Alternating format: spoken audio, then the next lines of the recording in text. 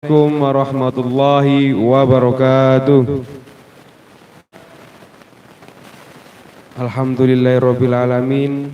Wa bihi nasta'inu ala umuri dunya waddin. La haula wala quwwata illa billahil aliyyil azim. Amma ba'du. Yang saya hormati Romo Kiai Haji Shodiq Hamzah beserta keluarga selaku pengasuh sekaligus pendiri Pondok Pesantren As-Shodiqiyah. Yang saya hormati Gus Hidkon Prabowo beserta keluarga. Yang saya hormati Gus Zamzam Ya'urif beserta keluarga. Yang saya hormati Ustadz Burhan Ali Setiawan beserta keluarga, serta jajaran pengurus, asatid, asatidah, dan rekan-rekan para santriwan santriwati yang saya banggakan. Alhamdulillah, puji syukur kehadirat Allah Subhanahu wa taala yang mana pada malam hari ini kita diberi kesempatan bermuajahah di malam yang insya Allah penuh barokah ini tanpa halangan suatu apapun. Sholawat serta salam juga tak lupa kita haturkan kepada junjungan Nabi Agung kita Muhammad sallallahu alaihi wasallam, yang mana insya Allah kita semua terpilih sebagai umatnya yang kelak mendapatkan syafaat, amin ya robbal alamin. Di sini perkenalkan, saya Imam Qonian sebagai moderator sekaligus MC yang akan memandu jalannya diskusi mengenai pelatihan karya tulis ilmiah dengan tema metodologi penelitian. Ya. Metodologi penelitian. Apa sih itu metodologi penelitian? Kita sebagai kalangan mahasantri, mahasiswa plus santri pasti sudah tidak asing dengan kata metodologi penelitian. Terutama untuk mahasiswa-mahasiswa semester tua atau semester akhir, dan juga untuk khususnya Ulia 2 yang akan membuat risalah atau istilahnya skripsinya pondok. Nah, untuk membahas itu semua kita sudah mendatangkan narasumber yang kompatibel dalam bidang tersebut, yang insya Allah materinya nanti akan luar biasa, membuat kalian paham akan apa itu metodologi.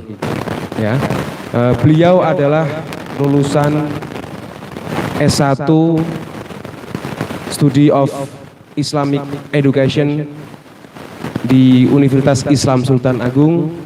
Beliau juga lulusan Magister of Islamic Studies di Universitas Islam Negeri Wali Songo Semarang, dan beliau juga terkenal sebagai filsafah cinta, yang mana telah melahirkan karya-karya berupa buku, yang mana salah satu bukunya berjudul Risalah Filsafah Cinta, dan buku kedua yaitu Filsafah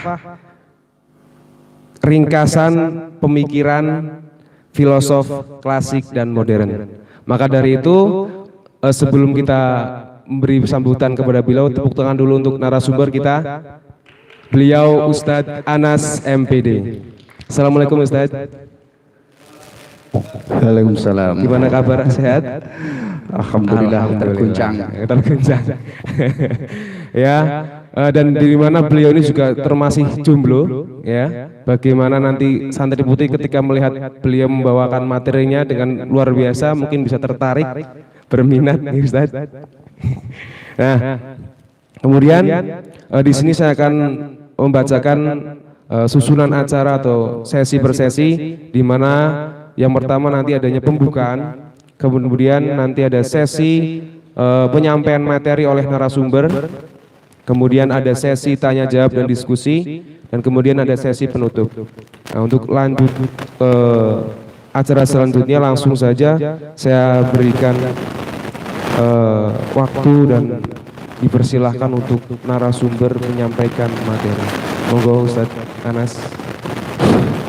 Oke, baik, terima kasih Bapak Qonian yang saya hormati, yang telah membuka acara pelatihan karya tulis ilmiah pada malam hari ini. Baik, saya mulai. Assalamualaikum warahmatullahi wabarakatuh. Warahmatullahi wabarakatuh. Alhamdulillahirabbil alamin wa bihi nasta'in wa ala umurid dunya waddin wassalatu wassalamu ala asyrofil anbiya'i wal mursalin sayyidina wa maulana Muhammad wa ala ali sayyidina Muhammad. Asyhadu an la ilaha illallah wa asyhadu anna Muhammadar Rasulullah. Raditu billahi robba wa bil islami dina bi Muhammadin nabiyya wa rasula. Rabbi zidna ilma warjuhna fahma. Amin amin ya Allah ya rabbal alamin. Allahumma rizukna ya Rabbi fahma nabiyina wa khifdul mursalin wa ilhamal malaikatil muqarrabin. Oke, baik, yang saya hormati Romo Kiai Haji Sodiq Hamzah selaku pengasuh dan pendiri Pondok Pesantren As-Sodiqiyah, dan yang saya hormati Gus Yudkon Prabowo dan sekeluarga, dan yang saya hormati pula Gus Yamzami Urif dan sekeluarga, dan yang saya hormati Ustadz Burhan dan sekeluarga, dan tidak lupa juga teman-teman saya yang masih aktif di pondok pesantren, baik itu putra dan putri, dan juga yang saya hormati Bapak Lurah, yaitu Kang Rapid yang sudah keluh kesah dan berjuang. Ini luar biasa ini. Dan juga wabil khusus teman-teman saya yang sudah di jenjang ulia 2 yang identitasnya yaitu mahasiswa, maka ada sebab yang besar atau syarat yang besar, yakni sebagai syarat kelulusan di Madrasah Diniyah As-Sodiqiyah, yaitu menyusun karya ilmiah yang di pondok pesantren ini disebut yaitu risalah. Tentunya kita sudah tahu ada kitab yang sangat fundamental dari Imam Asy-Syafi'i, yaitu Risalah Al-Um. Kang Dananir punya itu. Jadi awal mulanya itu hanya surat kecil dari seorang gubernur wilayah-wilayah yang luas itu dari kerajaan Abbasiyah, di mana di setiap wilayah itu punya problem tentang jurisprudensi, tentang hukum.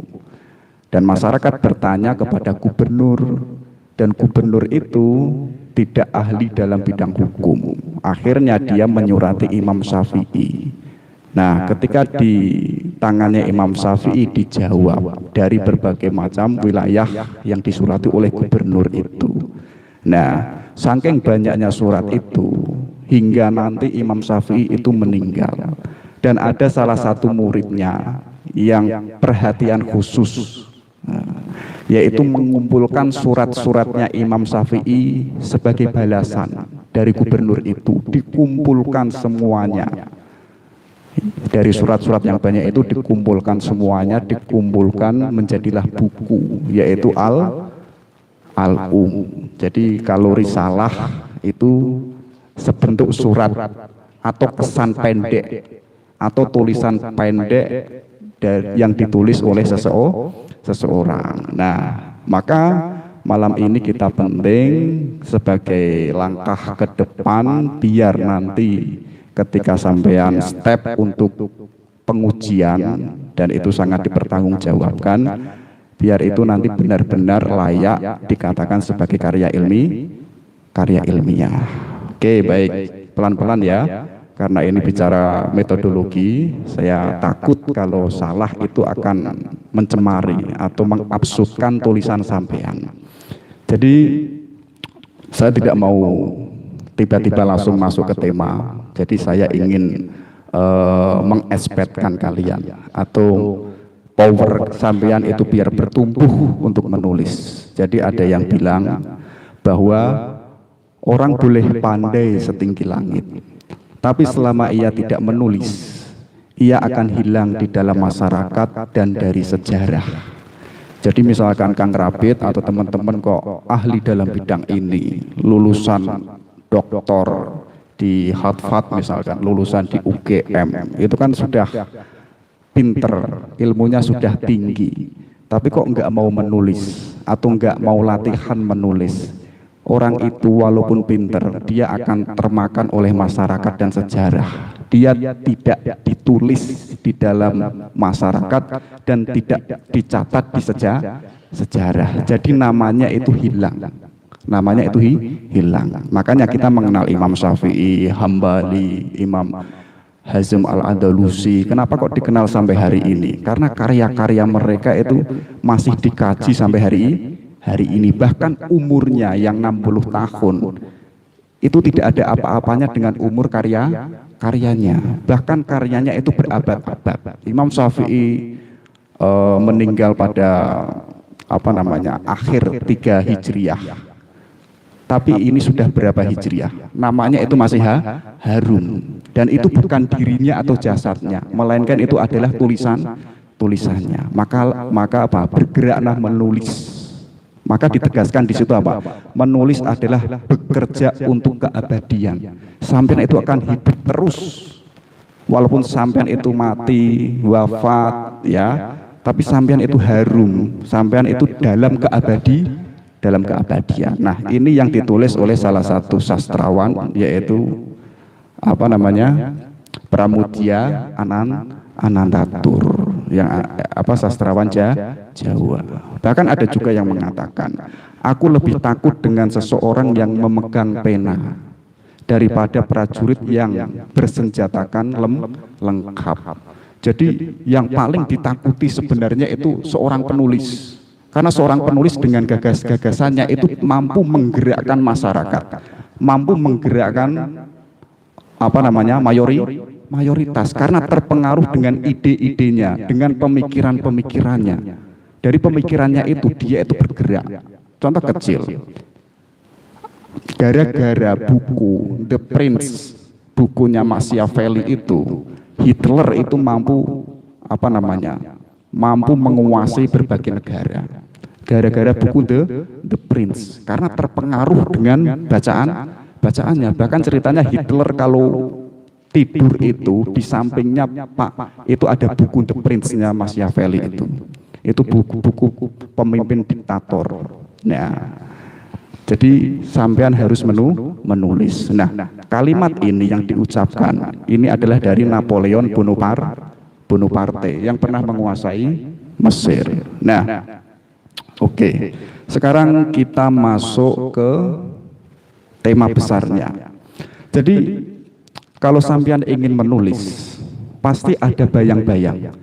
Yang ingin saya tulis itu apa? Studinya itu apa? Ya, apakah itu ekonomi, apakah itu sosiologi atau psikologi? Tentukan ide itu tentukan dulu. Nah, untuk melihat itu, kalian harus bisa membaca isu sosial yang terjadi hari ini. Misalkan hari ini isu sosialnya yang terkenal apa? COVID. Ya. Nah, sampean mendapatkan berita bahwa ternyata di era COVID-19 ini banyak orang yang meninggal karena virus. Nah, ada berita lagi yang mengungkapkan bahwa ternyata orang yang meninggal itu bukan karena terkena virus, melainkan terkena atau gejala kecemasan seseorang sehingga orang itu meninggal. Artinya ini ada yang namanya apa? Ada yang namanya data yang tidak benar. Nah, itu sampean harus gali untuk menentukan judul, dan untuk memperkuat itu sampean harus membaca yang namanya literatur review. Bacalah sebanyak mungkin, apa itu isu COVID, apa itu isu pembelajaran, apa itu isu pendidikan terkait dengan model-model dan sebagainya, yang itu ada problem. Jadi kenapa kok sudah diadakan metode penelitian ini hanya sedikit orang yang mengikuti? Ini kan problem. Nah, problem itu sampean cari, sampean gali nanti untuk teliti. Artinya di sini ada yang namanya riset gap, ada kesenjangan antara teori dan aplikasi. Misalkan saudari Latifah mendidik anaknya setiap malam, setiap pagi membaca Quran, tapi kok anaknya itu nggak paham. Pasti ada yang salah. Nah, dari problem satu tema ini sampean kejar problemnya. Sampean kejar problem, oh mungkin anaknya kurang berminat dalam bidang Al-Quran. Oh, mungkin metodenya Latifah kurang tepat untuk anaknya. Ini harus dikejar. Dikejarnya melalui apa? Melalui literatur review. Cari tema pokok-pokok yang terkait dengan model pembelajaran Al-Quran. Itu nanti yang diangkat sebagai judul. Nah, makanya ada banyak problem yang itu layak untuk diteliti, baik itu aspek fenomena, baik itu psikologi, sosiologi, ekonomi, hukum, histori, autobiografi, dan lain sebagainya, banyak sekali. Nah, untuk mampu melihat ada problem di situ, sampean harus tahu isu sosialnya yang terjadi di masyarakat itu apa, aplikasinya di masyarakat itu apa. Nah, ketika sudah menemukan itu, cari literatur review, baik itu di buku, baik itu di jurnal dan karya ilmiah sebagainya, untuk memperkuat data yang kita temukan, karena kita mendapati ada permasalahan di tengah masyarakat. Nah, untuk mampu membaca itu, ada dialektika yang saya paparkan, ada yang namanya tesis, antitesis, dan sintesa. Jadi tesis itu adalah fakta satu, antitesis itu adalah fakta dua, sintesa itu adalah kesimpulan atau konklusi. Misalkan tesisnya bahwa Kang Encus itu jatuh cinta, itu tesis. Antitesisnya yang dicintai itu menolak. Nah, artinya di situ ada problem, ya. Kenapa kok saudara Kang Encus itu ditolak? Oh, kurang perhatian. Oh, kurang ganteng. Oh, kurang pinter. Artinya di sini ada problem. Kita menemukan satu tesis dan menemukan antitesis. Kita pegang itu karena kita sudah mendapatkan problem, problem isu sosial. Nanti untuk mendapatkan sintesis itu baru kita menggalinya. Oh, kenapa Kang Encus ini ditolak? Sumbernya dari mana?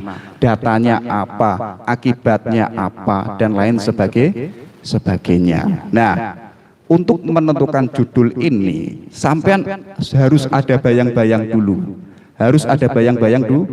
dulu. Ketika sudah menemukan problem dan sudah ingin mengangkat suatu tema atau judul itu, sampean harus tahu pesan apa yang ingin disampaikan. Kalau dalam bahasa karya ilmiah disebut yang namanya novelty. Penemuan apa nanti yang saya ingin sampaikan. Kalau dalam dunia kuantitatif disebut itu hipotesis atau kesimpulan sementara atau data sementara. Kalau sampean belum bisa menyampaikan satu pesan, ya, artinya sampean itu belum menemukan itu. Sampai sini paham ya? Untuk merangkai judul yang layak itu dijadikan sebagai karya ilmiah. Nah, kemudian ketika kita sudah bisa membaca itu, baik itu isu sosial, literatur review, ada riset gap, ya kan? Contoh riset gap gini, pada tahun 2019 bahwa dinyatakan bahwa di masyarakat Indonesia 80% meninggal karena COVID. Ya. Sedangkan di awal 2020 terjadi 50%, ya, 50% masyarakat Indonesia meninggal tidak diakibatkan virus COVID-19. Tadi saya menyebutkan yaitu kematian karena kecemasan. Nah, itu kita gali terus karena ada data yang itu semakin berkembang, ada gap, ada riset gap. Nah, sampean gali itu untuk menemukan itu apa? Kalian harus memperbanyak literatur review, baca jurnal-jurnal. Yang paling layak itu 2015 sampai 2021 itu yang absah. Karena kalau semakin ke belakang datanya itu semakin berdebu atau tidak dipakai karena sudah dibantah dengan antitesis yang akan datang. Nah, sampean menulis itu sebagai antitesis dari tesis penelitian yang sudah ada. Oke. Sekarang kita menentukan judul yang tepat. Kira-kira coba lihat ke ke layar. Ada judul yang menyebutkan studi komparasi pendapat ulama tentang wajibnya wudhu setelah mandi besar. Coba kalian cermati. Ini adalah perbandingan, ya, perbandingan. Tapi di judul ini disebutkan pendapat ulama, tapi tidak dicantumkan ulamanya siapa. Ya, kalau ulama itu ulama 50 atau ulama 4 atau 4 madhab atau ulama klasik atau ulama kontemporer, itu pun tidak jelas. Artinya kalau nanti sampean kok diuji, misalkan saya tanya begitu, judulnya itu sudah rusak. Kalau judulnya sudah rusak, isinya pasti hancur, dan itu tidak layak dikatakan sebagai karya ilmiah. Coba begini, saya buatkan judul yang simpel.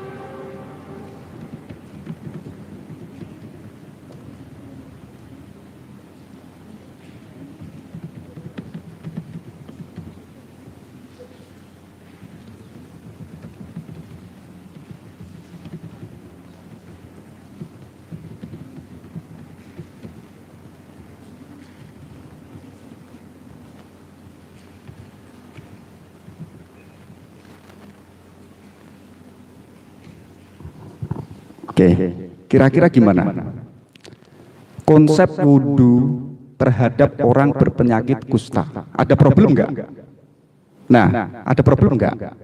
Dan studi komparasinya jelas. Kita melihat ikhtilaf hukum tentang wudhu bagi orang yang berpenyakit kusta.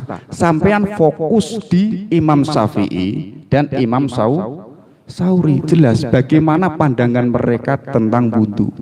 Bagaimana pandangan mereka tentang orang yang berpenyakit kusta, ya. Lalu tata caranya wudhunya itu bagaimana? Pasti ada perbedaan ikhtilaf hukum, dan itu layak untuk diteliti. Nanti karena tadi saya menyantumkan di sini ada yang namanya keyword, yaitu kata kunci, dan ini penting. Coba saya membuat kata kunci dari judul pertama ini. Kata kuncinya apa? Oke, pertama kata kuncinya wudhu.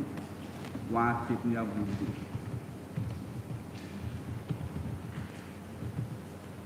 Dan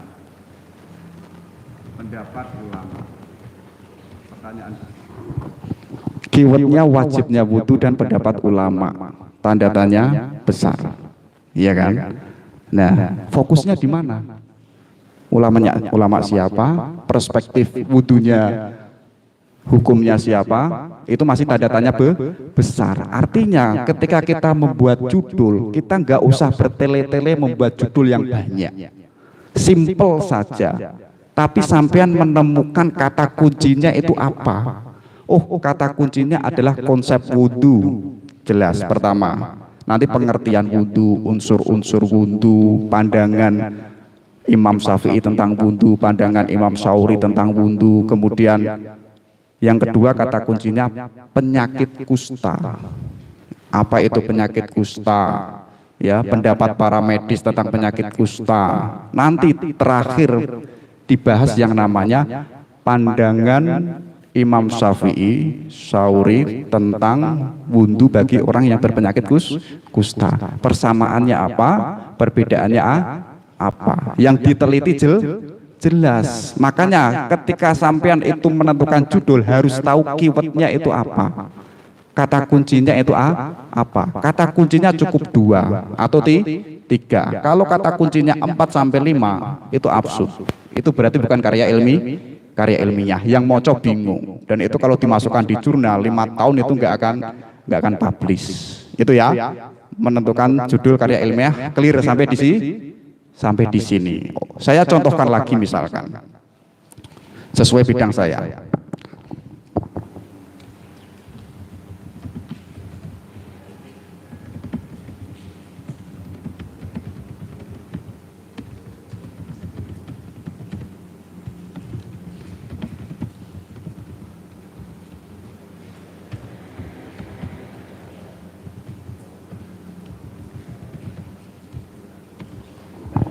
Oke, kira-kira gimana? Pembinaan keagamaan terhadap kepribadian santri. Pembinaan di Asodiyah kita tahu. Ada malam Senin, ya, ada malam Jumat dan lain sebagainya. Gali itu pembinaannya apa saja. Nah, dari pembinaan itu pasti akan terjadi suatu efek menimbulkan kepribadian Muslim pada santri. Di situ kita bisa menyimpulkan atau mengambil kata kunci. Yang pertama apa? Pembinaan keagamaan. Nanti dibuat yang namanya kajian teori, pengertian pembinaan keagamaan, model-model pembinaan keagamaan menurut para ahli jelas. Kemudian kepribadian santri, apa itu kepribadian santri, itu menjadi kerangka berpikir. Nah, jadi sampean menulis, menentukan judul, tahu gambarannya nanti yang saya susun itu apa. Kalau di yang pertama ini, nanti kalau yang bawah-bawahnya ini nanti saya korek malah ada 3B nanti. Kang Cus malah malu nanti. Udah itu aja. Jadi itu untuk menentukan judul. Sekarang kita masuk menyusun latar belakang. Ketika sampean sudah punya judul, menentukan judul, dan tahu apa yang ingin disampaikan kepada masyarakat, kepada akademisi, kepada dunia keilmuan, ya, untuk menyusun latar belakang masalah ini, sampean jangan keluar dari judul besar, terutama tentang keyword kata kunci tadi yang saya ajarkan tadi loh. Buatlah kata kunci 2 itu dan sampean korek sedalam mungkin kata kunci itu. Kalau pembinaan keagamaan terhadap kepribadian santri, korek terus pembinaannya seperti apa, problemnya ada apa, kenapa kok santrinya tidak berkepribadian muslim, kenapa kok santrinya masih molor-molor, tidar-tidur dan sebagainya, sebabnya apa, sampean cantumkan di latar belakang. Jadi seorang penguji atau jurnal-jurnal yang mudah publish itu karena latar belakangnya itu menarik. Orang tiba-tiba membaca, keren ya. Kalau misalkan Kang Dananir menyusun latar belakang, tiba-tiba di awal hukum adalah suatu yang ditetapkan oleh Allah kepada manusia, ini masih sangat umum, tidak membahas suatu konflik sosial atau gap riset, tidak membahas itu. Jadi ketika sampean sudah mendapatkan tadi, sampean utarakan di latar belakang ini. Nah, untuk menyusun itu, catatan yang pertama apa? Hindari konsep, hindari pengertian istilah maupun adalah kayak tadi, hukum adalah, secara istilah adalah, secara etimologi adalah, itu jangan ditaruh di situ. Itu ada wilayahnya lain. Nah, dan untuk menyusun yang tepat, sampean boleh menggunakan yang namanya deductive research atau inductive research. Biar enak dibaca, secara umum menuju ke khusus. Jadi gambarannya seperti piramid, dari umum menuju ke khusus. Sampean utarakan dulu yang umum, kemudian bicara problem. Sampai ke problem ini sampean korek secara khusus. Kenapa kok timbul problem? Apakah ada yang salah dan lain sebagainya? Atau bisa juga inductive riset. Nah, piramidanya dibalik, yaitu dari khusus ke umum. Nah, nanti ketemu yang namanya konklusi. Nah, untuk menulis latar belakang ini, usahakan dengan yang namanya etik bahasa ilmiah, yaitu argumen deskriptif. Tidak boleh sampean menggunakan sentimen, tidak boleh menggunakan praduga atau asumsi. Misalkan, kendati demikian asumsi saya bahwa adanya problematika di masyarakat, kenapa banyak yang tidak, itu asumsi, enggak ada data.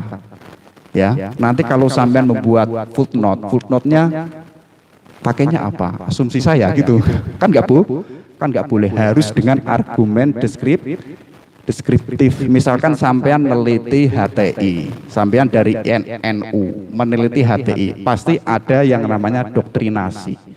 Nah, sampean harus netral. Seorang peneliti itu harus netral. Katakanlah yang itu baik sebagai data, katakan yang itu buruk kalau itu data buruk. Sampean harus punya etik yang namanya itu kenetralan sebagai seorang peneliti. Nah, dalam penyusunan itu sampean mampu menghubungkan antara literatur review dengan fakta sosial atau problem sosial. Sampean sudah menemukan problemnya pendidikan di pondok pesantren itu 1, 2, 3. Nah, itu diperkuat dengan data-data yang serupa, yang membahas itu. Nah, nanti diperkuat lagi dengan data, perkuat lagi dengan data. Jadi rumusan masalah ini akan kuat. Datanya primer. Nah, problemnya apa? Ya, untuk memperkuat data itu, sampean boleh saja ke lapangan, boleh mengambil tesis, boleh mengambil disertasi, boleh mengambil jurnal nasional maupun internasional, atau pendapat para ahli. Harun Nasution mengatakan sependapat bahwa kurangnya perhatian dari orang tua terhadap pendidikan anak menjadikan anak itu tidak berprestasi. Sama seperti halnya pendapatnya Azumati Azra yang mengatakan demikian, menunjukkan bahwa memang kurangnya pendidikan dan perhatian orang tua. Nah, gali terus itu di latar belakang. Ketika sudah menemukan itu, oleh karenanya pada penelitian ini sangat layaklah penelitian ini untuk diteliti, yaitu dengan judul besar apa tadi, terserah sesuai dengan judul sampean itu ya, itu latar belakang. Nah, sekarang rumusan masalah. Nah, ini penting, enggak saya tulis banyak, spek tanda tanya saja. Coba ini rumusan masalahnya apa? Studi komparasi pendapat ulama tentang wajibnya wudhu. Saya bingung. Coba yang ini, pembinaan keagamaan terhadap kepribadian santri, studi kasus di Pondok Pesantren As-Shadiqiyah. Coba kita buat rumusan masalah. Kita tendensinya adalah kata kunci, keywordnya tadi, ya.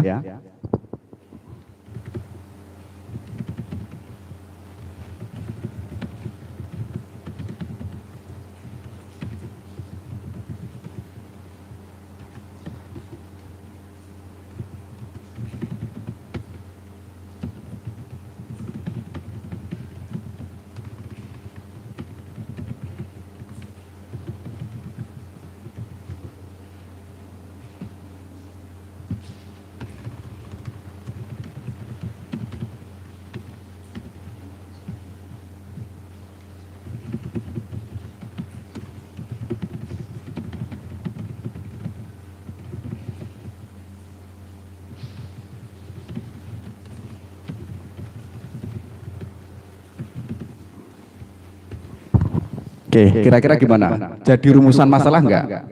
Ya. Bagaimana pembinaan keagamaan? Fokus di situ kalian membahas. Seperti apa kepribadian santri?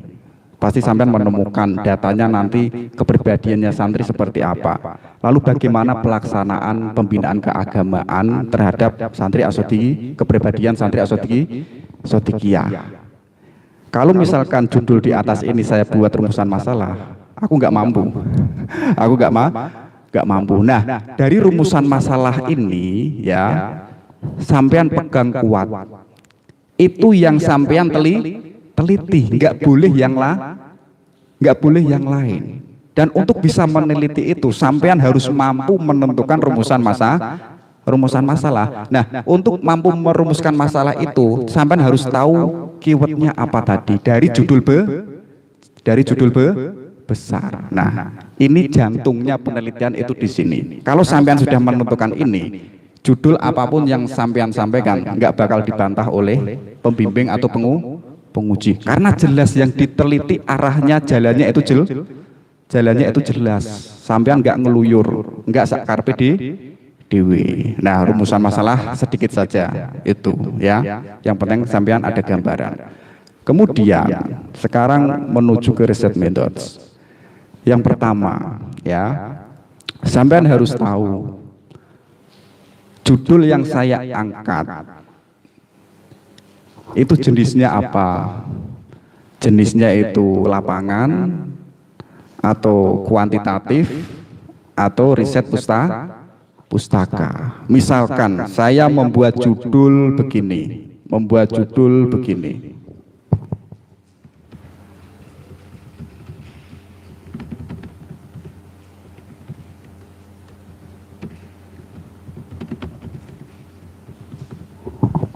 Ini kira-kira kualitatif, kuantitatif, atau riset pustaka?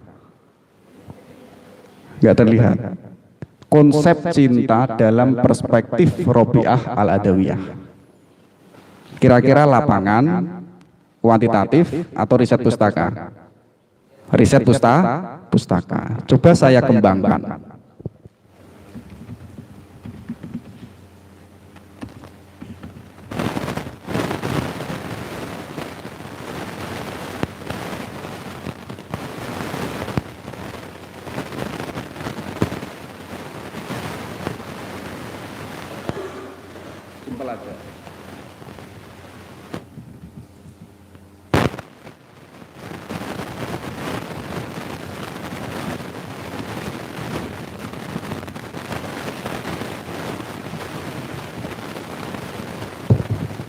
Ini apa? Konsep mahabbah, studi kritis pemikiran Robiah dan Ibnu Qayyum. Apa? Kira-kira lapangan, pustaka, atau kuanti? Pustaka. Tapi di sini studi komparatif, tapi memakai yang namanya studi kritis. Kenapa kok studi kritis? Untuk menemukan perbedaan konsep mahabbah antara Robiah dan Ibnu Qayyum. Coba sini, nanti keywordnya gimana? Rumusan masalah, coba rumusan masalah ya.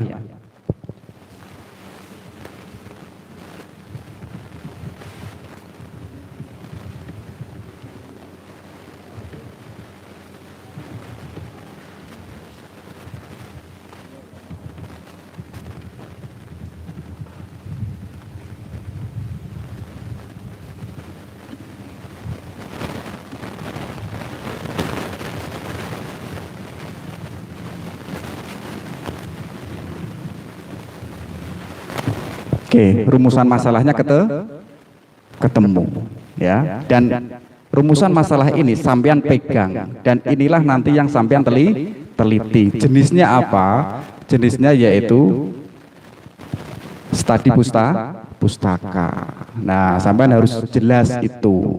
Nah, kemudian ada pendekatan penelitian. Pendekatannya apa? Karena penelitian itu sangat luas ya. Sangat luas, kayak sampean terjun di laut, yang sampean ke laut itu yang ingin sampean ambil itu apa? Ikannya, kerangnya, batunya. Tapi sampean nggak boleh mengambil laut, sampean nggak kuat mengambil salah satu isi dari laut. Pendekatannya melalui apa? Nah, kalau di masyarakat pendekatannya mungkin fenomenologi.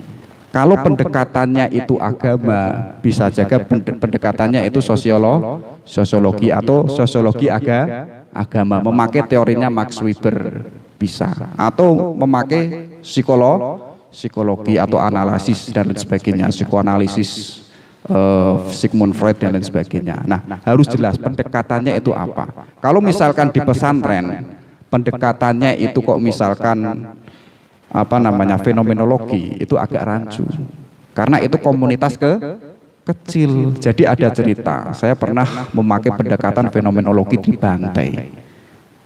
Gambarannya seperti ini, saya meneliti ke lapangan. Gambarannya begini, saya permudah. Saat di lapangan saya menemukan ada perempuan banyak di kali dengan pakaian kotornya, membanting-banting pakaiannya. Kemudian saya menyimpulkan perempuan itu marah-marah di tengah kali. Itu fenomena. Saya ketipu di situ. Saya dibohongi oleh data. Ternyata di masyarakat itu menganggap bahwa orang yang ada di kali itu memukul-mukul pakaian itu sedang menyuci pakaian. Makanya ketika sampean di lapangan jangan ketipu dengan yang namanya data. Sumbernya harus jelas. Ini penting. Nah, kemudian ada lokasi penelitian. Lokasinya di mana? Oh, di masyarakat pedesaan, di masyarakat terpencil, di pondok pesantren, di sekolah, di rumah sakit, di lembaga dan lain sebagainya, jelas. Kemudian fokus penelitian. Fokus penelitian ini ini acukanlah dengan keyword atau kata kunci. Misalkan fokusnya yang diteliti itu adalah, coba lihat ke sini. Yang pertama,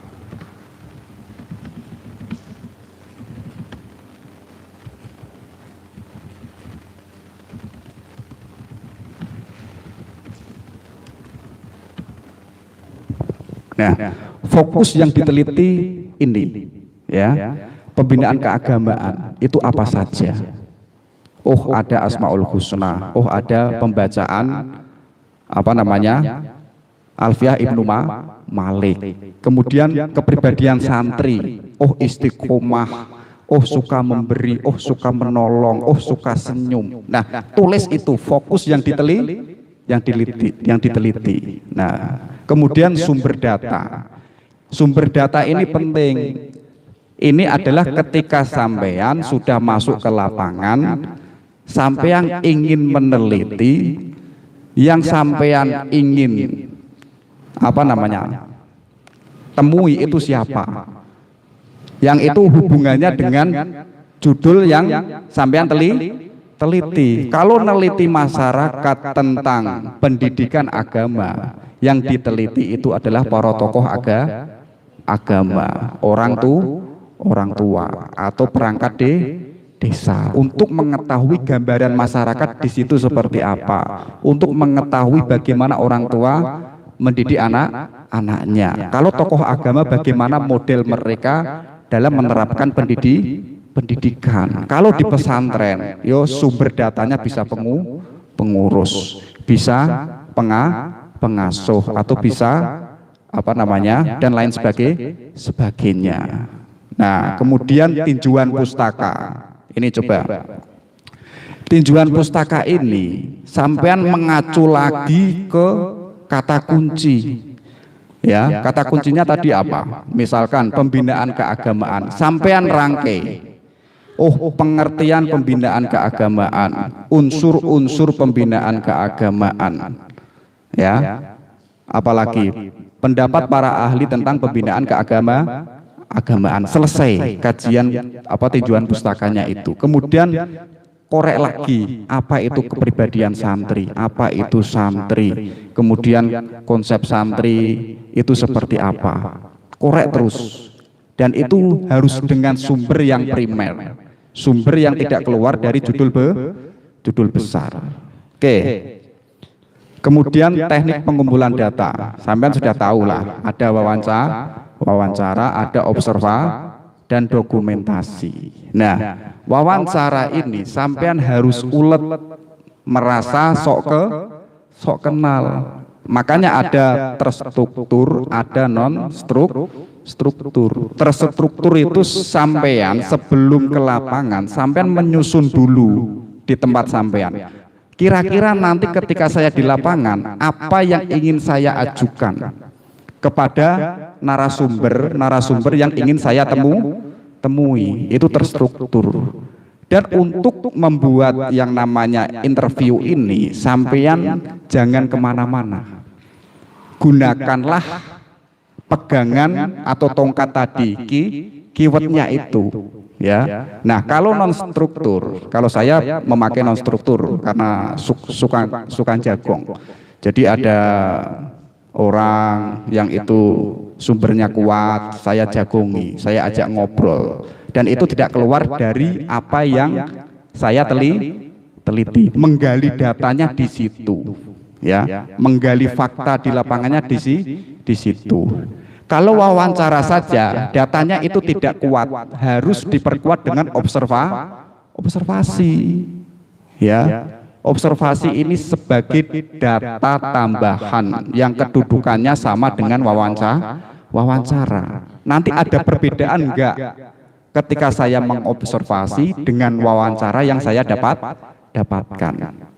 Dan ada juga yang namanya dokumentasi. Sampean catat yang terjadi di sosial, di lembaga. Sampean kumpulkan yang itu yang penting-penting. Yang penting-penting, nggak boleh yang apa namanya, yang umum atau yang tidak ada hubungannya dengan judul, itu nggak usah tanyakan. Nah, kalau mungkin kita menganggap wawancara, observasi, dokumentasi mungkin hanya seperti itu, tapi enggak. Tapi ini penggalian data. Jadi sampai ke akarnya sampean harus gali. Kalau hanya wawancara umum, itu sampean tidak dapat mendapatkan data yang sebenarnya. Nah, sekarang kita masuk ke uji keabsahan data. Ya. Dari data yang sampean dapatkan dari wawancara, observasi, dan satunya lagi tadi apa? Dokumentasi. Sampean menemukan sumber yang banyak, data yang banyak. Sampean harus uji keabsahannya. Yang itu disebut triangulasi. Ya, ini mengecek, membandingkan derajat kepercayaan suatu informan atau narasumber yang kita dapatkan.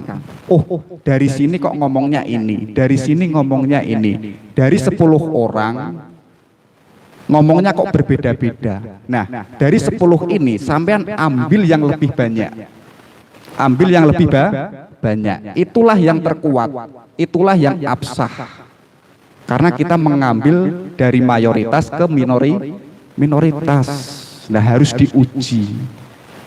Kemudian teknik analisis data. Ketika sampean sudah mendapatkan data umum, ya, tadi kita ke belakang sebentar, sampean terjun ke lapangan dengan menggunakan model wawancara dan sebagainya, itu adalah data mentah. Sampean nggak boleh terlibat di situ. Asumsi sampean nggak boleh ikut-ikutan. Perspektif sampean nggak boleh ikut-ikutan. Praduga sampean nggak boleh ikut-ikutan di situ. Itu biarkan data yang ngomong. Sampean merangkai sebaik mungkin data mentah itu ke kalimat deskriptif yang bagus, yang layak dibaca. Ketika sudah mendapatkan data mentah itu, sampean baru menganalisis, yaitu apa? Mempertemukan antara data lapangan dengan literatur review. Maka disebut yang namanya analisis kritis. Sampean di sini benar-benar ditantang untuk menemukan sebenarnya dari yang saya teliti, yang saya temukan ini apa. Nah, untuk menjawab itu, sampean akan menemukan di yang namanya analisis kritis. Nanti di sini masuknya itu di yang namanya analisis dan pembahasan. Oh, ternyata pendapatnya Imam Syafi'i tentang orang yang berpenyakit kusta, ya, wudunya demikian, diperkuat dengan kaidah demikian. diperkuat dengan ini demikian. Nah, di analisis dan pembahasan ini sampean boleh ikut berargumen. Berargumen. Jadi sampean tidak hanya menggunakan data dan literatur review. Kalau sampean hanya menggunakan data dan literatur review, itu bukan karya ilmiah sampean. Jadi sampean itu terlibat di analisis dan pembahasan. Nah, untuk menyusun itu ya gunakanlah lagi, saya suka memakai ini, yaitu namanya apa? Deduktif atau induktif. Ini hanya sebagai penyusunan, merangkai kalimat-kalimat yang baik sebagai seorang penulis atau tesis, antitesis dan tesis. Temukan nanti kesimpulannya, konklusinya apa. Ya, ini kalau diomongkan enak, tapi nanti dipraktekan gelijeng sampean. Seminggu nggak barbar. Saya habis diuji itu sebulan full, itu nggak doyan makan. Pikirannya sudah mentok, hanya gara-gara metodologi saya itu disentang, cedit gitu, semuanya runtuh. Ya, kalau nanti saya menguji sampean, saya namati aja metodologinya. Saya sentik satu, misalkan bangunan ini kan sudah jadi. Saya runtuhkan satu aja temboknya itu atau cagaknya itu, semuanya kan runtuh. Selesai. Kalau metodologinya tidak kuat, makanya kita penting belajar ini. Nah, di analisis dan pembahasan ini, ketika sampean sudah menghubungkan antara literatur review ya dan data lapangan, kemudian sampean menemukan suatu penemuan di situ, sampean uraikan. Oh demikian, kenapa terjadi kesenjangan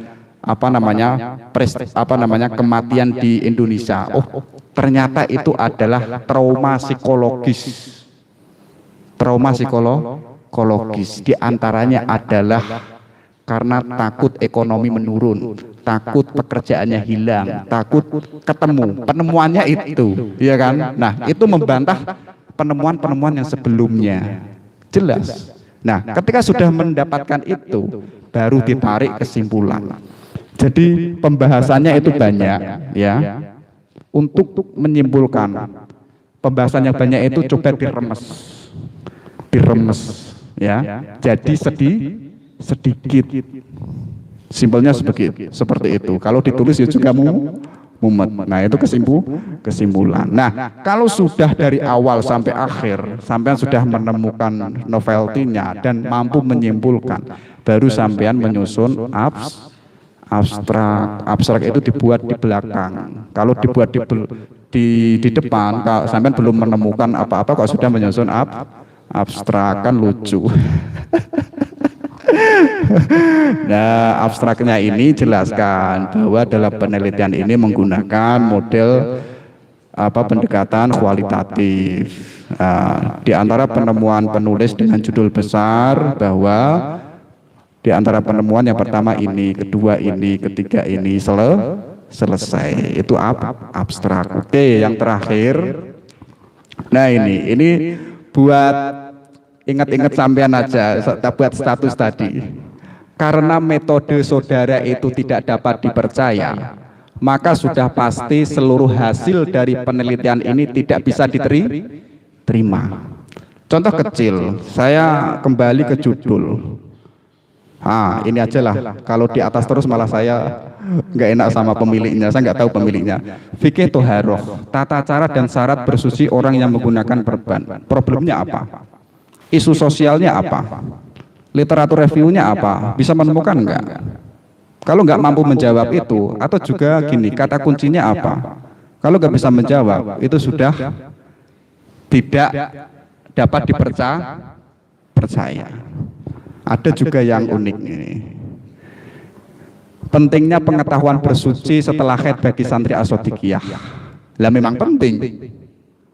Ya kan? Memang penting. Kenapa diteliti? Kan sudah penting. Ini juga perspektif ulama. Ulamanya ini siapa? Cara bertayamum berdasarkan kitab Budaya Al-Mustahid. Ini karyanya Abu Walid Ibnu Rusdi. Menyebutkan satu ulama. Sedangkan di depannya perspektif ulama umum. Jadi judulnya saja kontradiksi. Secara metodologi sudah apa? Tidak dapat dibaca. Saya itu ya. Sekian dari saya. Mungkin itu. Kalau saya perpanjang lagi sesuai untuk standarisasi karya ilmiah nanti malah bulat lagi. Oke, baik, mungkin terlalu banyak ya. Oke, terima kasih. Saya cukupkan. Wabillahi taufiq wal hidayah. Assalamualaikum warahmatullahi wabarakatuh. Saya kembalikan kepada Bapak Moderator. Ya, waalaikumsalam warahmatullahi wabarakatuh. Terima kasih Ustadz Anas telah memberikan materi yang sangat luar biasa, begitu memumetkan, ya, terutama bagi peserta yang sungguh sangat antusias ini dengan jumlah yang sangat banyak, sekitar 120 peserta. Tepuk tangan dulu untuk pemateri kita, narasumber yang sangat luar biasa, sangat kompatibel dengan judul tema kita malam hari ini. Nah, untuk sesi selanjutnya adalah sesi tanya jawab dan diskusi. Untuk sesi pertama kita buka dengan 3 penanya. Kemudian kalau ada banyak lagi pertanyaan kita buka lagi nanti sesi kedua dengan 3 pertanyaan juga. Sebelum itu saya juga mau menjelaskan dulu mengenai aturan mainnya. Untuk setiap yang mau bertanya, angkat tangan terlebih dahulu, kemudian salam, memperkenalkan diri, siapa namanya, dari mana, pekerjaan atau sebagai apa statusnya, kemudian baru memberikan pertanyaan. Terima kasih. Saya buka langsung saja untuk sesi pertama 3 penanya. Ini untuk rekan-rekan kelas Ulia 2. Dari Santri Putri, Santri Putra, ada yang mau bertanya? Oh, Mas Gus ngantuk. Ayo. Dari Santri Putri. Oh ya, silakan. Bisa maju.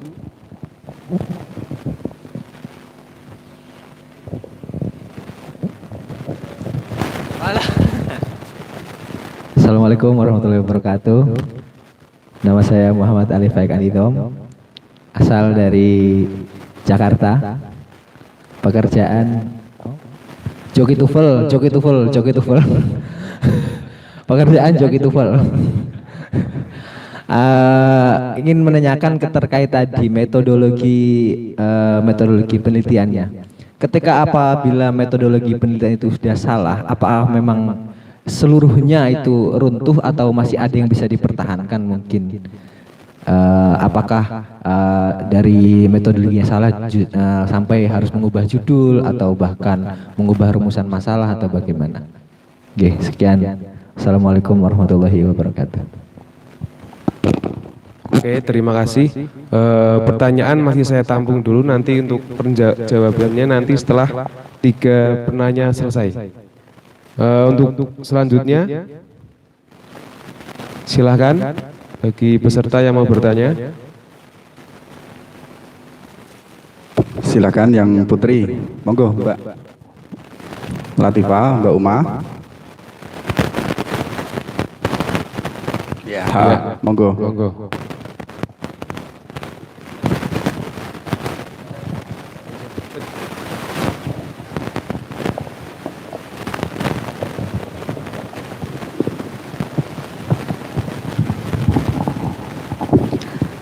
Assalamualaikum warahmatullahi wabarakatuh.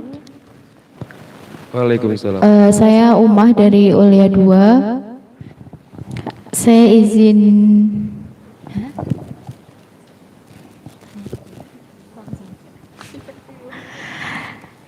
di sini saya izin bertanya tentang yang sudah dijelaskan dari pemateri tadi. Ada beberapa pertanyaan sebenarnya mungkin nanti ada ditanyakan juga oleh teman-teman. Yang pertama terkait dengan isu sosial. Jadi kan di awal tadi pemateri sudah menyampaikan bahwa pemilihan dari sebuah penelitian itu didasarkan juga isu sosial yang ada saat itu apa seperti itu. Harus pinter-pinter dalam memilih daripada isu sosial ini. Nah, diterapkan terhadap risalah yang akan dibuat di angkatan kami Ulia 2 di tahun 2021 ini terkait isu sosial. Mungkin temanya itu dalam koridor tertentu atau dalam hal dibatasi ya, karena dengan berbagai alasan yang sudah dipaparkan sebelumnya.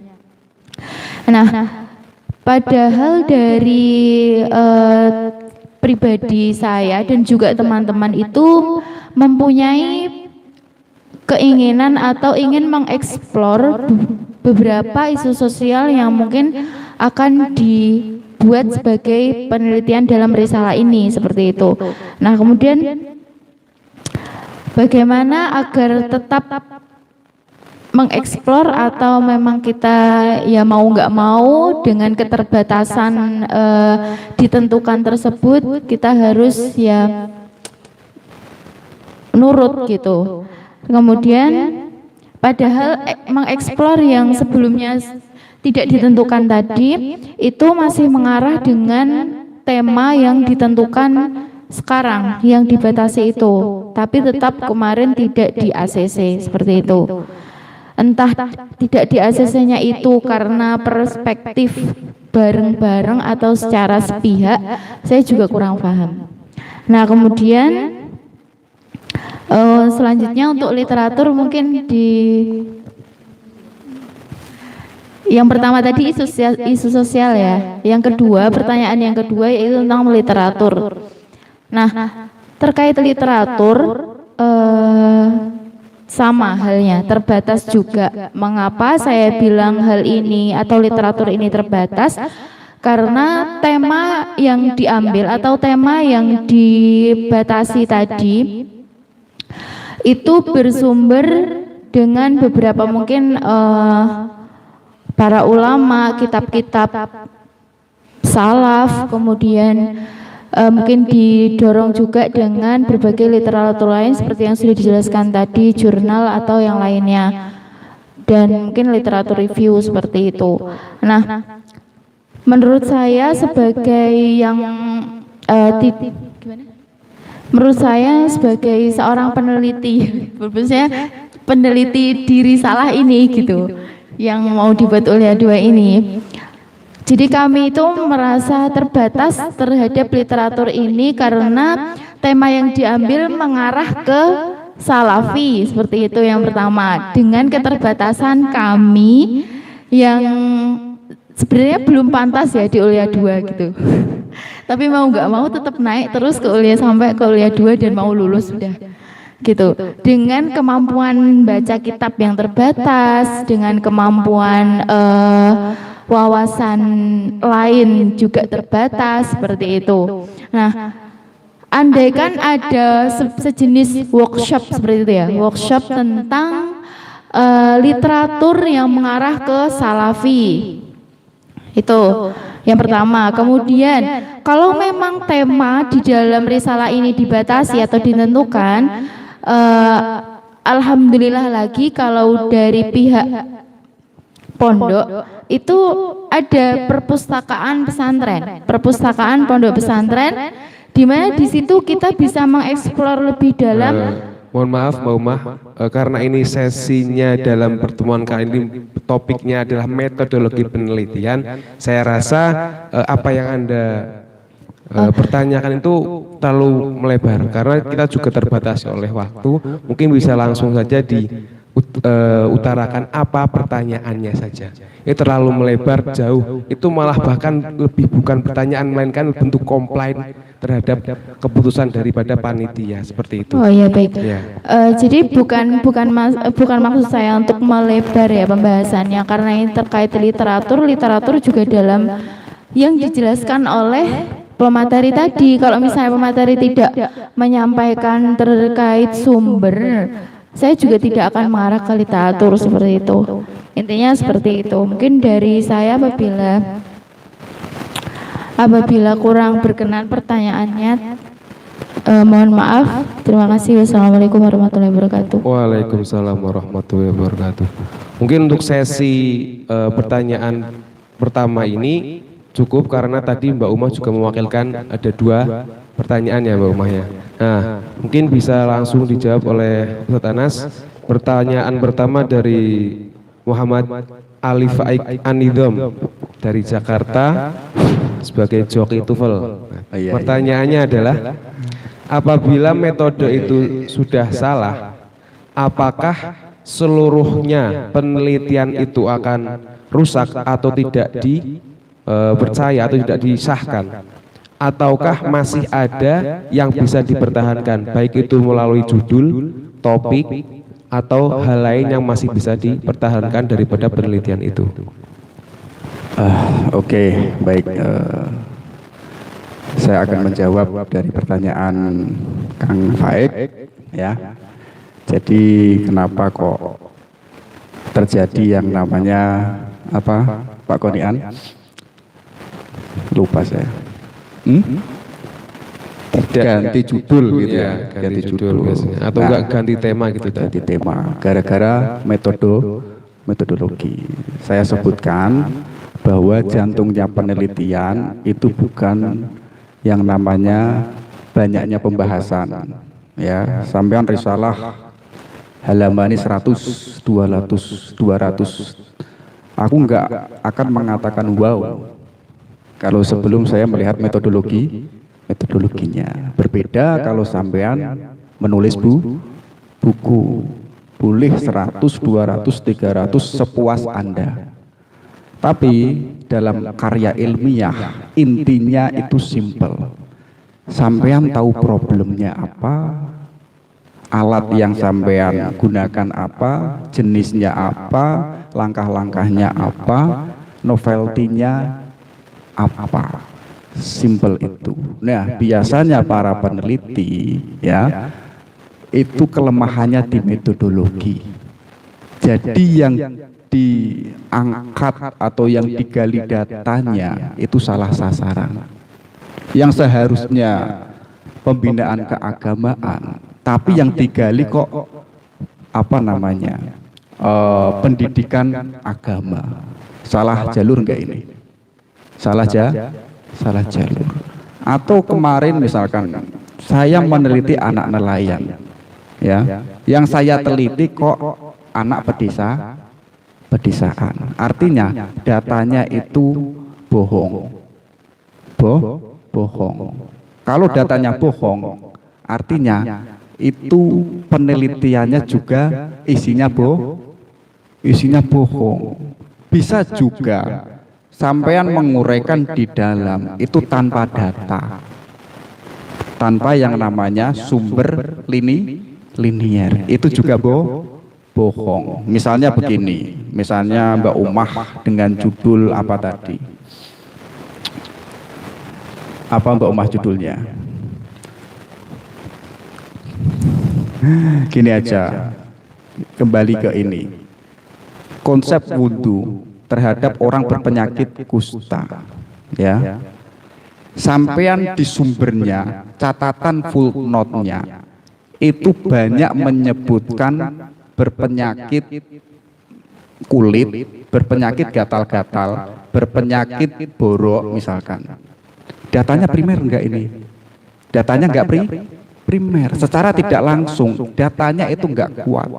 Jadi kalau sampean mengangkat penyakit kusta, carilah buku jurnal karya ilmiah yang itu fokus membahas penyakit kusta. Selesai di situ. Kemarin ada yang minta bimbingan sama saya, ya, gawe proposal sumbernya kok 5. Gila ini. Saya nggak mau membaca itu. Sumbernya 5. Dan sumbernya 5 ini, ya, bukunya itu nggak ada yang primer, nggak ada yang misalkan membahas sejarah apa namanya Mbah Soleh Darat, sejarah Mbah Soleh Darat. Sumber yang dipakai sejarah Ibnu Khaldun, sejarah Nusantara, sejarah Indonesia. Loh, iki membahas Mbah Soleh Darat kok membahas Islam secara datanya itu lemah, otomatis data itu nggak kuat, artinya yang disusun itu tidak valid. Nah, inilah yang menjadikan naskah atau karya ilmiah itu hancur. Tidak hanya itu, banyak sekali. Atau sampean kalah salah merumuskan masalah, itu juga fatal. Tiba-tiba misalkan begini, pembinaan keagamaan terhadap kepribadian santri. Tiba-tiba rumusan masalahnya apa itu kepribadian. Belakangnya apa itu pembinaan. Jadi harus tema variabel pertama itu harus dijawab dulu di rumusan masalah sebagai pertanyaan. Baru variabel kedua, baru variabel ketiga. Kalau ini kecelakaan, itulah yang nanti belakangan menjadikan penelitian itu tidak layak sebagai karya ilmiah. Dan itu nanti banyak sekali. Atau bisa saja sampean menggali data itu hanya 1 hari. Itu pun juga tidak valid. Contoh kecil, pengalaman saya S2 itu banyak. Saya meneliti itu hampir 1 bulan full. Saya ditanya sekali saja, Saudara Anas, sampean neliti anak nelayan, ikut nelayan enggak? Saya enggak ikut nelayan. Artinya datamu itu bukan anak nelayan, bukan orang nelayan, melainkan orang di pinggir pesisir. Hancur kan? Gara-gara saya tidak ikut kehidupan langsung orang yang nelayan. Gara-gara itu saya dibantai di ujian dan banyak sekali. Mungkin itu Pak Konian.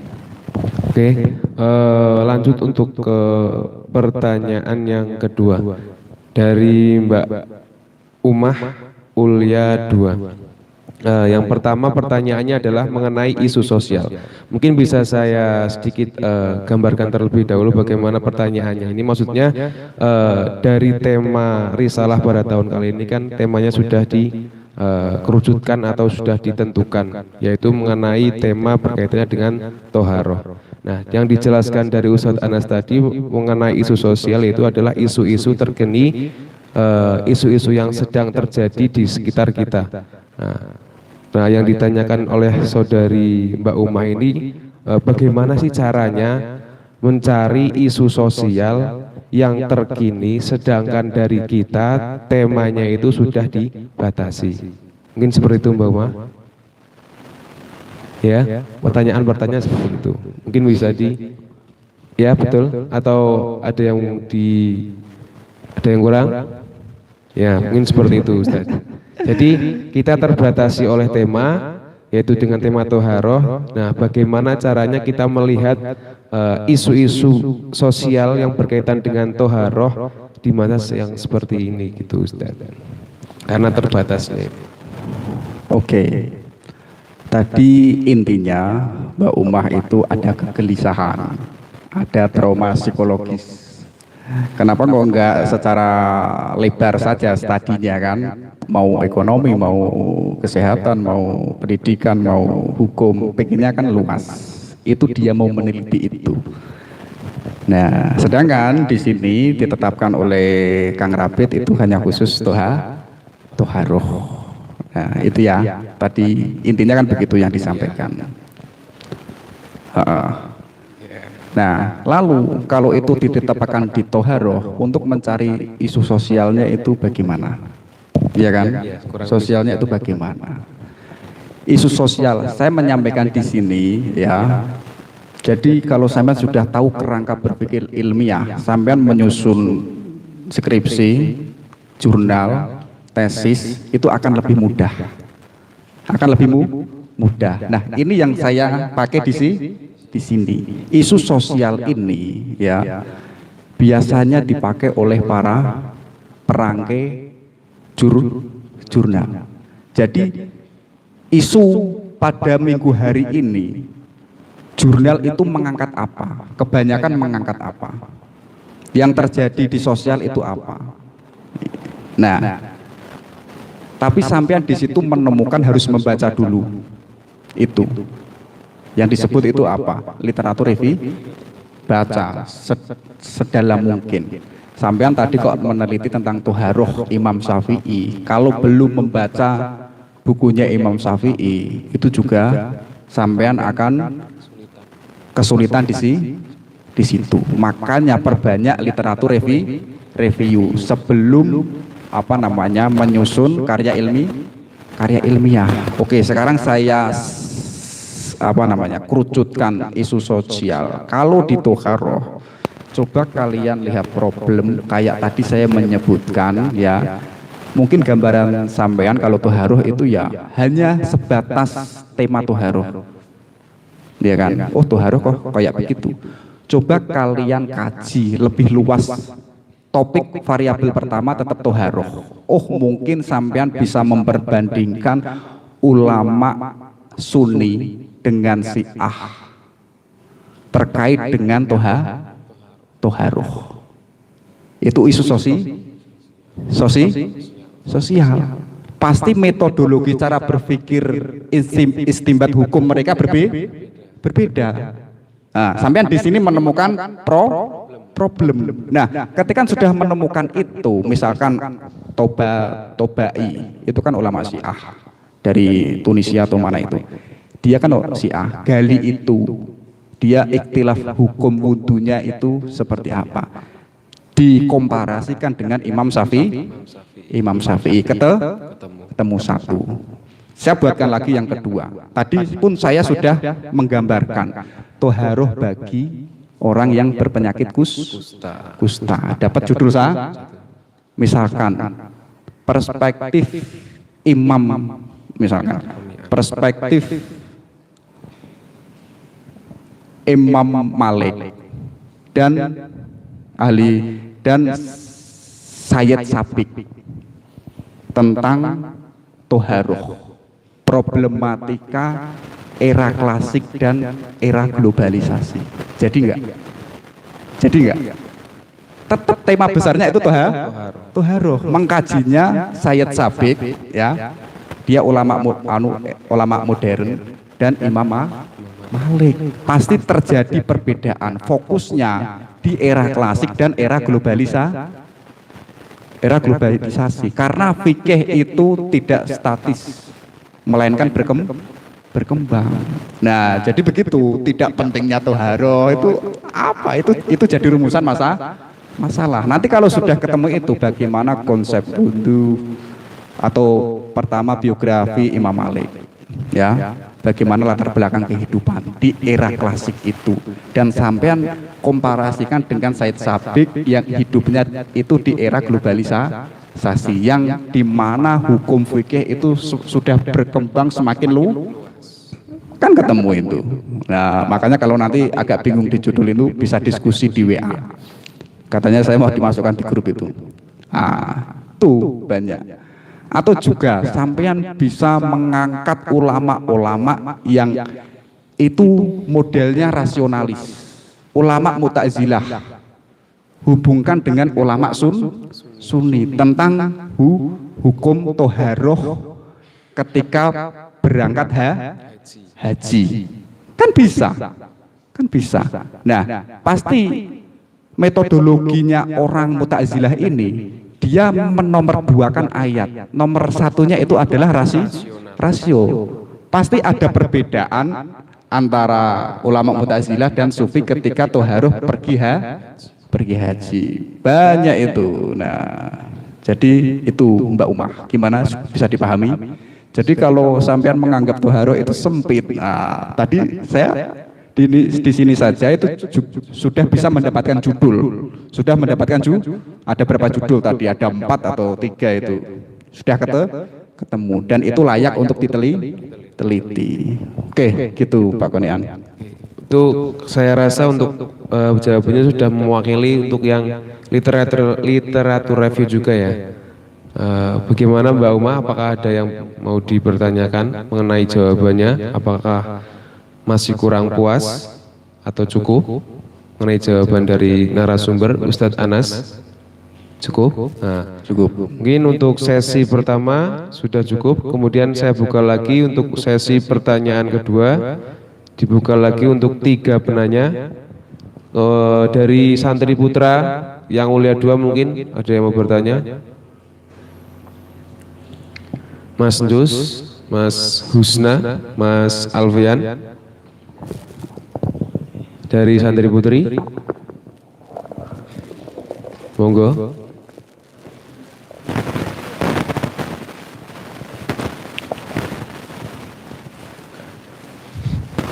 Cukup? Tidak ada yang mau bertanya?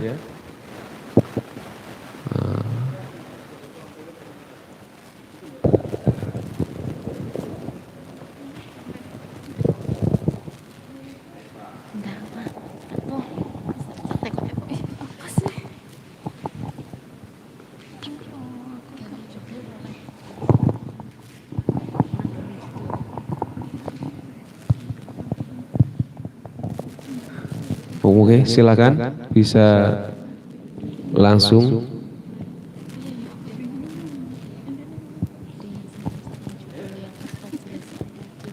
Monggo.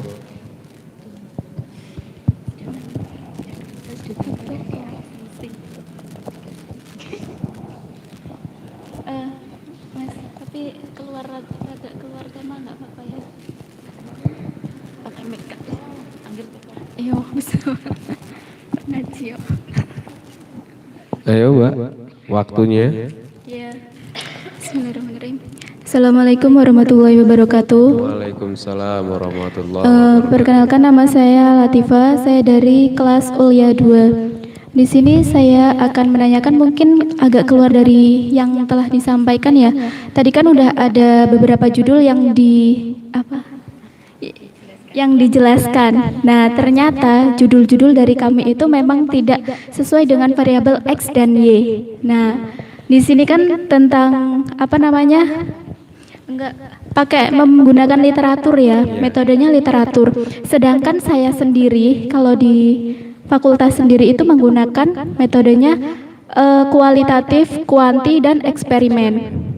Jadi saya kurang memahami bagaimana cara membuat judul yang menggunakan metode literatur itu yang seperti apa dan bagaimana. Itu masih sangat baru dan awam. Nah, saya mau menanyakan, tadi kan ada beberapa referensi. Bagaimana kalau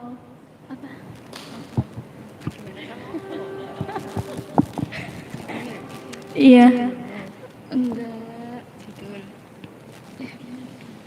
Kalau judul-judul dari kami boleh diperbaiki dan ditarik kembali. Soalnya materi ini seharusnya sebelum kita mengumpulkan judul kepada panitia seperti itu. Bagaimana Mas Raffi? Terus sebenarnya saya kurang paham mengenai tentang metode literatur sendiri. Tadi memang buku-buku yang sudah primer. Data primer. Ya, yang lebih primer gitu ya datanya. Nah, saya masih bingung alur untuk menyusun ini pengumpulan data literatur itu seperti apa dan bagaimana. Seperti itu. Soalnya masih sangat awam dan belum menahu mengenai metode yang literatur seperti itu. Terima kasih. Oke, baik, terima kasih atas karena waktu sudah menunjukkan hampir tengah malam. Sesi kedua untuk cukup satu penanya ya. Saya terangkan lagi untuk pertanyaan dari Mbak Latifah ya, Ulia 2. Yang pertama yaitu beliau mengatakan bahwasanya dalam penelitian menggunakan metodologi menggunakan literatur review masih sangat awam atau bahkan belum pernah mempelajari sebelumnya. Nah, kemudian beliau menanyakan juga, mungkin ini nanti bisa dijawab setelah ini karena dari dengan panitia mengenai apakah bisa ditarik judulnya untuk diperbaiki. Itu nanti bisa dipertanyakan setelah acara mungkin untuk pertanyaan ini. Karena tidak mungkin dari narasumber juga menjawab hal itu. Nah, kemudian selanjutnya itu bagaimana cara mengumpulkan data-data literatur review yang mana data tersebut bisa dikatakan sebagai data primer yang valid. Seperti itu, Ustaz. Oke, begitu Mbak pertanyaannya. Gitu, Mbak Silakan, Ustaz. Latifah ya.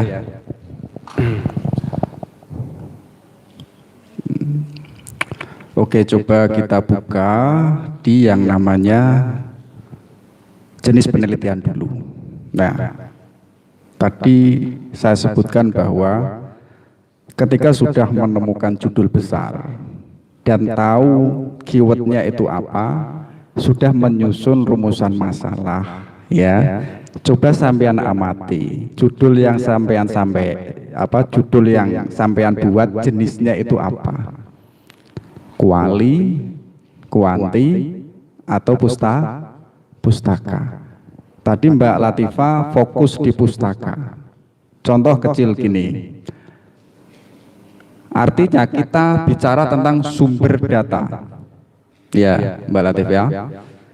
Kita bicara sumber data. Kalau meneliti Toharoh Imam Syafi'i dan Imam Sayyid Sabiq, sampean hanya fokus mencari buku yang itu membahas fikih tentang Imam Syafi'i dan Sayyid Sabiq. Tapi itu nggak begitu kuat karena itu karyanya orang lain. Tapi nggak apa-apa. Selevel risalah itu sangat bagus. Tapi lebih bagus lagi, carilah buku yang itu ditulis dan dikarang langsung oleh Imam Syafi'i dan Sayyid Sabiq. Contoh kecil, kalau literatur review, kalau risalah ya mungkin 3, khusus fikihnya Imam Syafi'i. Sayyid Sabiq 3 buku saja. Nah, nanti yang lain sebagai data tambahan, kalian cari jurnal.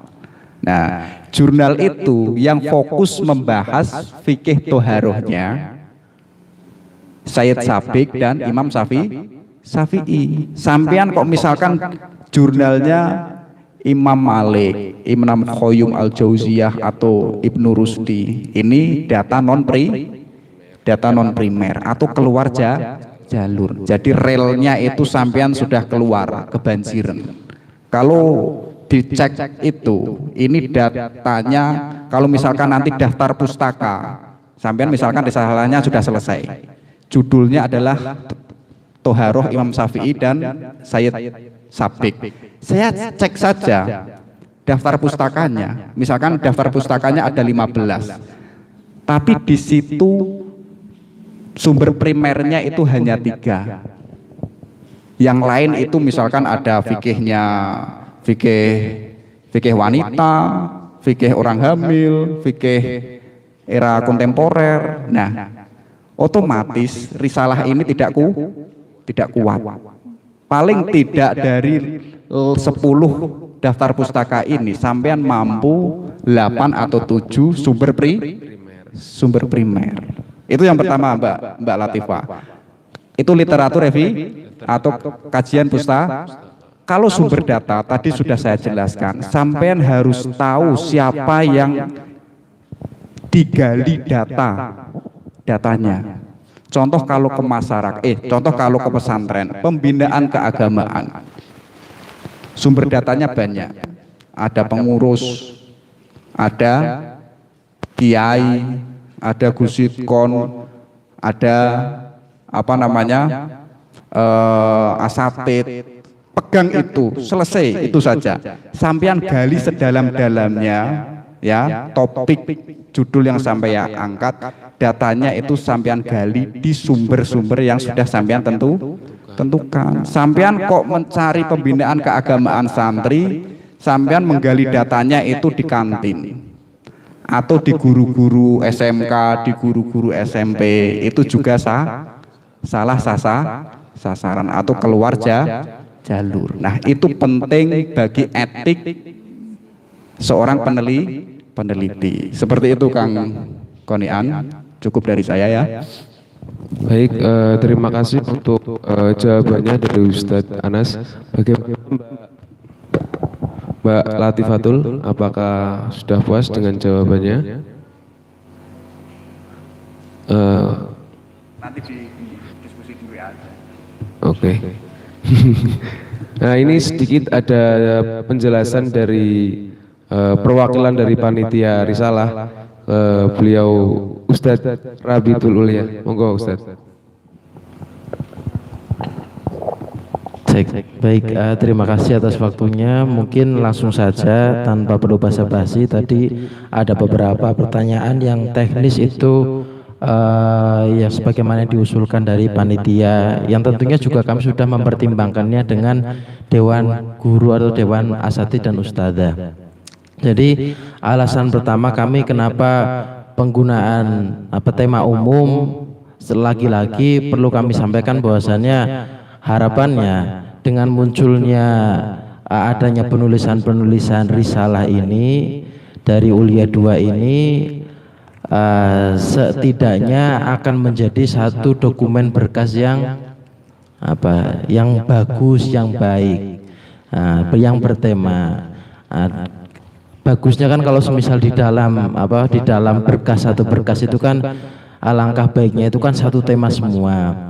Kan aneh kalau semisal satu berkas itu ada yang membahas tentang toharoh, terus tiba-tiba ada yang membahas tentang kependidikan, terus kemudian ada yang bicara tentang hukum, tiba-tiba bicara lagi tentang ekonomi Islam. Saya rasa akan sangat memusingkan juga untuk bagi pembaca. Harapannya kan seperti itu yang pertama.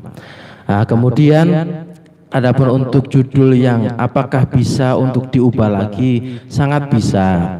Kalau semisal kawan-kawan semua memperhatikan surat permohonan pengajuan judul itu, yang tertera di dalamnya kan hanya sebagai judul sementara risalah gitu.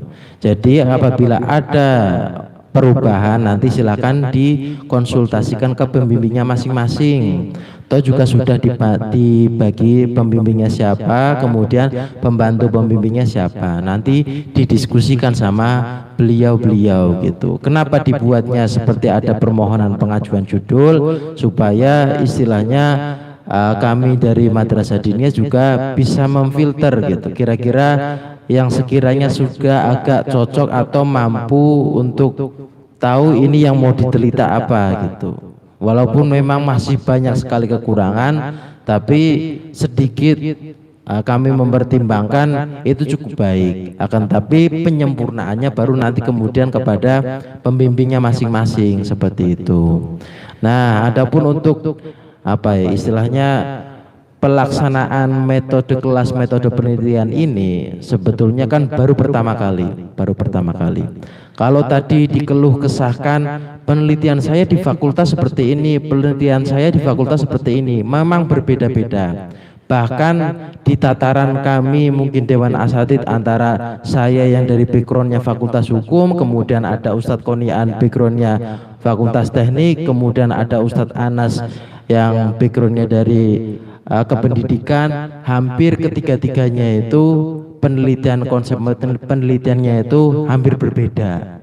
Bahkan kalau semisal dikaitkan antara yang sosial dan yang sains itu sangat berbeda. Maka diadakannya metodologi penelitian ini supaya kita semua sepakat, yang menjadi tata aturan atau dasar penulisan risalah di Pondok Pesantren As-Shodiqah ini seperti ini. Enggak kemudian membawakan kulturnya dari masing-masing latar belakang pendidikan seperti itu. Nah, kemudian selanjutnya lagi adapun untuk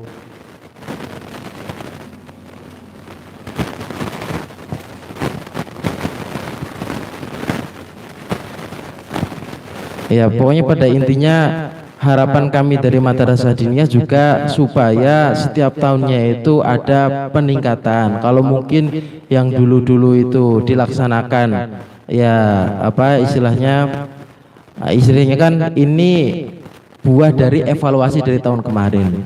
Karena kita nggak mau ada yang nantinya di dalam forum atau di dalam munakosah itu kok masih ada yang belum selesai dengan metodologi penelitian, padahal seharusnya waktu munaqashah itu sudah dibahaskan masalah isi dari penelitiannya itu. Jadi ya mohon istilahnya kerjasamanya kepada teman-teman semua. Toh ini juga kami rasa baik untuk teman-teman semua, karena kalau semisal memang ini terwujud dan kemudian ada pembukuan atau berkas lah istilahnya atau kumpulan jurnal, itu menjadi salah satu kebanggaan tersendiri bagi teman-teman semua dari kuliah 2 di tahun ajaran 2021 tahun 2022 seperti itu, menjadi pembuka lah istilahnya. Ya kalau memang tadi ada kekurangan ya tetap kami evaluasi. Selain itu juga kenapa pengangkatannya ini adalah tema toharoh. Nah, kami itu mempertimbangkan dengan kurikulum pendidikan yang sudah ada di dalam madrasah diniyah. Sekira-kiranya Ulia 2 itu paling tidak sudah banyak sekali mendapat materi fikih, mulai dari kelas wusto dan ulia. Kelas wusto dan awaliyah itu ada takrib, kemudian masuk ulia ada minhajul qawim, belum ditambah lagi sama usul fikih, kemudian ada lagi kaidah fikih, belum lagi yang putra nanti ditambah sama ngaji bandungan bidayatul mustahid. Nah, seperti itu harapannya dari pendidikan di madrasah diniyah ini bisa diimplementasikan, dibukukan seperti itu. Nah, mungkin penjelasan klarifikasi dari saya seperti itu. Barangkali nanti ada yang mau dipertanyakan lagi, silahkan di luar forum ini. Mungkin demikian apa yang bisa saya sampaikan. Apabila ada kesalahan penyampaian, saya pribadi memohon maaf sebesar-besarnya. Terima kasih. Terima kasih untuk penjelasannya dari Pak Lurah Ustadz Rapid untuk mengenai bagaimana sistematika penulisan dan bagaimana penemaannya daripada penulisan risalah tahun 2021 dan 2000 sampai 2022. Mungkin untuk diskusi mengenai tema metodologi penelitian cukup sampai di sini. Terima kasih kepada narasumber yang sangat luar biasa Ustadz Anas MPD dan juga rekan-rekan peserta baik dari Ulia 1, Ulia 2 maupun dari kelas-kelas lain yang sangat luar biasa antusias banyaknya dan meriah tentunya malam hari ini. Tepuk tangan dulu untuk kita semua. Dan tak lupa juga kepada panitia pelaksana yang sangat luar biasa pontang-panting untuk menyelenggarakan ini, mempersiapkan properti yang mendukung pelaksanaan kelancaran acara ini. Mungkin bisa saya ulas bagaimana diskusi pada malam hari ini mengenai metodologi penelitian. Yang pertama adalah penguatan pada judul kita. Penguatan pada judul penelitian merupakan dari pengangkatan adanya isu-isu atau problem sosial di sekitar kita. Kemudian penguatan pada permasalahan problem mengenai isu sosial di sekitar kita perkuat dengan literatur review yang berkaitan dengan problematika tersebut. Kemudian setelah itu adanya susunan latar belakang. Harus disusun dengan cara menarik, dengan bahasa atau dengan gunakan bahasa etik, di mana argumen deskriptif harus dengan data yang premier, data yang data yang premier, benar. Kemudian data primer, bukan premier. Kemudian rumusan masalah, di mana pertanyaan rumusan masalah ini berdasarkan fokus daripada penelitian. Kemudian adanya research metodologi atau jenis penelitian, di mana di situ ada beberapa jenis, kualitatif dan literatur review, yang mana pada risalah tahun ini menggunakan literatur review. Kemudian pendekatan penelitian berkaitan dengan lokus atau lokasi penelitian, fokus yaitu objek penelitian, sumber data dan tinjauan pustaka. Kemudian teknik pengumpulan, ada teknik survei, wawancara dan dokumentasi. Kemudian untuk uji keabsahan daripada itu derajat uji keabsahannya nantinya keluarnya adalah derajat kepercayaan daripada metode penelitian atau triangulasi. Kemudian menggunakan teknik analisis data, analisis dan pembahasan, kesimpulan, dan kemudian abstrak. Mungkin itu ulasan untuk pembahasan materi pada kali ini. Kurang lebihnya mohon maaf. Saya sendiri sebagai moderator, bila ada kesalahan kata yang kurang berkenan, baik disengaja maupun tidak disengaja, saya mohon maaf yang sebesar-besarnya. Semoga acara pada malam hari ini dapat memberikan ilmu yang manfaat untuk kita semua dan berkah tentunya.